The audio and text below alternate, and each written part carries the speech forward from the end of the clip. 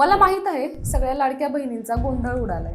कोणाला 1500 रुपये आले, कोणाला 3000 आले आणि कोणाच्या खात्यात अजून 1 रुपयाही आला नाही. घराघरामध्ये सध्या एकच प्रश्न आहे, आपले पैसे कधी येणार?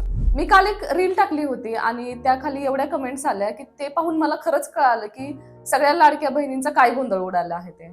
कोणी म्हणतंय की मी ई-केवायसी केली नाही पण पैसे येत आहेत. असं कसं? लॉग इन केलं पण पुढे जात नाही.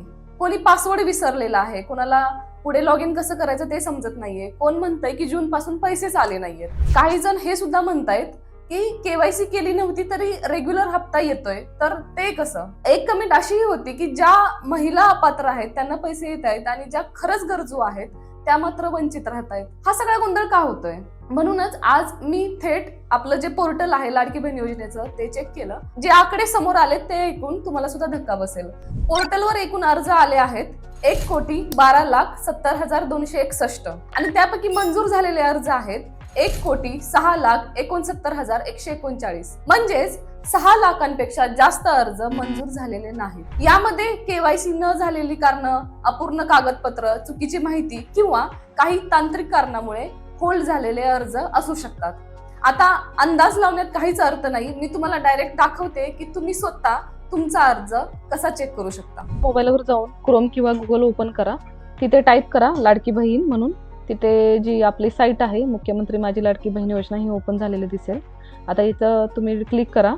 आता ही जी आहे लाडकी बहीण योजनाचा जो मेन डॅशबोर्ड आहे, तर इथे एक पॉपअप तुम्हाला दिसतोय. ही ई-केवायसीची संधी फक्त त्या लाभार्थ्यांना आहे ज्यांच्याकडून ई-केवायसी करताना चुकीचे पर्याय निवडण्यात आले होते. म्हणजे जेव्हा तुम्ही ई-केवायसी भरलेले होते त्यावेळेस तुम्ही काहीतरी चुकीचे डॉक्युमेंट भरलेत किंवा चुकीचे ऑप्शन निवडले म्हणून तुमचा जो फॉर्म आहे तो रिजेक्ट झाला असेल कदाचित आणि म्हणून तुम्हाला हप्ता आला नाही. तर तुम्ही त्याच्यावर क्लिक करा. आता इथे विचारते लाभार्थी आधार क्रमांक. इथे तुम्ही तुमचा जो आधार कार्ड आहे तो टाका. कॅप्चा दिलेला आहे. कॅप्चा म्हणजे हा जो अंक आहे 435695 हा ॲज इट इज टाका. इथे तुम्हाला संमती विचारत आहे OTP साठी. इथे म्हणा मी सहमत आहे आणि OTP पाठवा. आता एक पॉपअप तुम्हाला काय आलेला आहे, एरर आलेला आहे की हा आधार क्रमांक ई-केवायसी दुरुस्तीच्या यादीत नाही.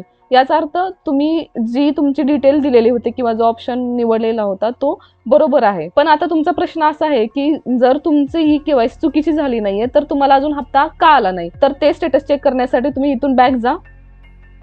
इथे तुम्हाला काय दिसतंय, अर्जदार लॉग इन म्हणून एक ऑप्शन दिसतोय इथे समोर. तुम्ही त्याच्यावर क्लिक करा. क्लिक केल्यानंतर इथे काय ऑप्शन येतात. इथे तुम्ही तुमचा मोबाईल नंबर टाकू शकता, पासवर्ड आहे, कॅप्चा आहे आणि तुम्ही लॉग इन करू शकता. तर आता बरेच जण मला म्हणतील की जो पासवर्ड आहे तो आमच्या आठवणीत नाही, तो कोणाच्याच आठवणीत नसणार आहे, माहिती आहे मला. तर तुम्ही काय करा, तुमचा जो मोबाईल नंबर आहे तो इथे टाका. इथे एक ऑप्शन आहे फॉरगेट पासवर्ड, तो तुम्ही करू शकता. आता मी हा जो मोबाईल नंबर आहे तो टाकते. एखादा मोबाईल नंबर मी टाकलेला आहे आणि मी इथे करते फॉरगेट पासवर्ड म्हणून. इथे पुन्हा तो मोबाईल नंबर टाका आणि इथे कॅप्चा एंटर करा आणि इथे म्हणा सेंड OTP. आता इथे काय झालेलं की जो तुमचा मोबाईल नंबर तुम्ही टाकलेला आहे, जो तुमचा रेजिस्टर आहे लाडकी बहीणसाठी, त्याच्यावर तुमचा OTP जाईल. तर तो OTP तुम्ही इथे टाकू शकता. इथे पासवर्ड आणि तुमचा जो नवीन पासवर्ड तुम्हाला अपडेट करायचा तुम्ही पासवर्ड इथे टाका. कन्फर्म पासवर्डमध्ये तोच पासवर्ड तुम्ही रिपीट करा. इथे कॅप्चा टाका आणि रिसेट पासवर्ड आणा. यामुळे काय होईल की तुमचा जो पासवर्ड आहे तो रिसेट होऊन जाईल. ठीक आहे, मग तुम्हाला तुमचा नवीन पासवर्ड भेटून जाईल. त्यानंतर तुम्ही पुन्हा जी सुरुवातीची स्टेप आहे ती बॅक येऊन करू शकता. मोबाईल नंबर टाका, पासवर्ड टाका, कॅप्चा करा आणि लॉग इन करा. आता हे लॉग इन केल्यानंतर तुम्हाला आतमध्ये दिसून जाईल की तुमचा केवायसीचा स्टेटस नेमकं काय आहे. बरं, तुम्ही एक गोष्ट मला सांगा की तुम्ही या साईटवर येऊन तुमची कागदपत्र चेक केली का, की तुम्ही खरंच ही कागदपत्र योग्य दिली आहेत का? ही तुम्ही स्क्रीन बघा. आता ह्याच्यावर जी कागदपत्र आहेत, हे आधार कार्ड आहे किंवा तुमचं आदिवासी प्रमाणपत्र आहे, तुमचं जन्म झालेलं म्हणजे 15 वर्षापूर्वीचं रेशन कार्ड असेल, तुमची मतदार ओळखपत्र असेल, शाळा सोडल्याचा दाखला असेल किंवा तुम्ही तुमचा वार्षिक उत्पन्न आहे, जो तुम्ही उत्पन्नाचा दाखला सबमिट केला त्याचं 2.5 लाखापेक्षा उत्पन्न कमी आहे ना, हे तुम्ही एकदा बघून घ्या की तुम्ही सगळे डॉक्युमेंट जे आहेत तुमचे व्यवस्थित अपडेट केलेले आहेत का. एकदा पुन्हा खात्री करून घ्या तुम्ही. आणि जर तुम्हाला काही प्रॉब्लेम आला तर तुम्ही मला डायरेक्ट विचारू शकता. काल गुहागरचे आमदार भास्करराव जाधव यांनी सभागृहामध्ये एक मुद्दा उपस्थित केला की निवडणुकीच्या वेळी सरकारने जी घोषणा केलेली की 1500 ऐवजी 2100 रुपये हप्ता होईल, ते नक्की कधी होणार आहे आणि येणाऱ्या अर्थसंकल्पामध्ये ते मंजूर करा असं त्यांनी म्हटलेलं आहे. आणि बहिणींनो, तुमच्या प्रत्येक कमेंटला उत्तर देणं मला तेवढंच अशक्य होणार नाही, म्हणून मी व्हॉट्सअपला एक चॅनेल केलेलं आहे गव्हर्नमेंट स्कीम इंडिया या नावाने. त्याची लिंक मी डिस्क्रिप्शन मध्ये दिली आहे, तिथून तुम्ही डायरेक्ट फॉलो करू शकता किंवा स्क्रीनवर जो QR तुम्हाला दिसतोय तिथून पण तुम्ही मला जॉईन करू शकता.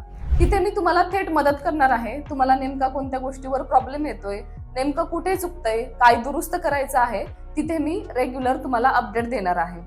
त्याचबरोबर आपण टाइम ठरवूया आणि युट्यूबवर लाईव्ह येऊन तुमचे प्रश्न सोडवूया. तर तुम्ही जो चॅनल आहे तो आता जॉईन करा. आपण गोंधळात नाही पडायचं आहे. आपण खरी माहिती घेऊन आपला जो गोंधळ आहे तो दूर करणार आहे आणि आपण आपला हक्क मिळवणार आहे. मी तुमच्या सोबत आहे.